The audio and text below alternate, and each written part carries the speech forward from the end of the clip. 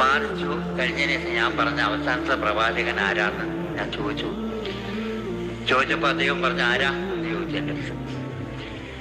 ഞാൻ പറഞ്ഞ് അവസാനത്തെ പ്രവാചകൻ ഇവിടെ വന്ന 1,24,000 ചിലവൻ അമ്പിയാക്കന്മാരിൽ അവസാനത്തെ പ്രവാചകൻ യേശുവാണ് എന്ന് പറഞ്ഞു. ഞാൻ തെളിവുണ്ടോ എന്ന് ചോദിച്ചു. തെളിവുണ്ട് എന്ന് പറഞ്ഞു. എൻ്റെ സഹോദരന്മാരെ, നിങ്ങളൊന്നും മനസ്സിലാക്കണം. യഥാർത്ഥം ഇവിടെ കിടക്കുകയാണ്, അവിടത്തേക്ക് നമ്മൾ നീങ്ങുക. അങ്ങനെ ഞാൻ എൻ്റെ കയ്യിലുള്ള പുതിയ സുറിയാനി ഗ്രന്ഥം കൊണ്ട് അദ്ദേഹത്തിൻ്റെ കയ്യിൽ കൊടുത്തു. അദ്ദേഹം ആ ഗ്രന്ഥം നോക്കിയിട്ട് ഇങ്ങനെ കുറച്ച് മറിച്ചും തിരിച്ചും നോക്കിയിട്ട് വലിച്ച് ഈ അച്ഛന്മാരിരിക്കുന്ന നേരത്ത് വലിച്ചെറിഞ്ഞു.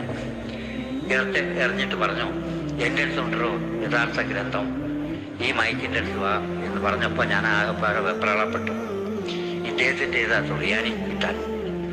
അങ്ങനെ ഞാൻ അടുത്ത് ചെന്നപ്പോൾ ഒരു പഴയ സുറിയാനി ഗ്രന്ഥം എടുത്ത് എൻ്റെ കയ്യിൽ തന്നു. എന്നിട്ട് അത് മറിക്കാൻ പറഞ്ഞു. മറിച്ചു.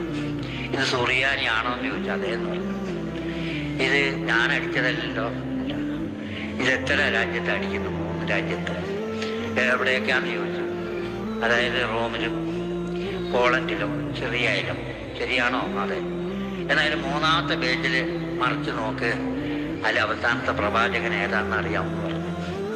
ഞാൻ അവസാനത്തെ പ്രവാചകൻ എന്ന് നോക്കുമ്പോൾ ലോതൻ ലുക്കർത്തി ലുബൂതി ആദൽ ഈസ എന്നാണ് പുതിയതിൽ കണ്ടത്.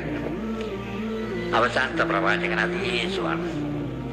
എന്നാൽ ഈ പഴയ സുറിയാനി ഗ്രന്ഥത്തിൽ ഞാൻ നോക്കുമ്പോൾ എന്താ, മകർദി മാസൽ മുഹൂദി ആദർ റീഖൽ അഹമ്മദ് എന്ന് ഞാൻ കണ്ടു. ആ കണ്ടപ്പോൾ എനിക്ക് ആകപ്പാട് വെപ്രാളമായി.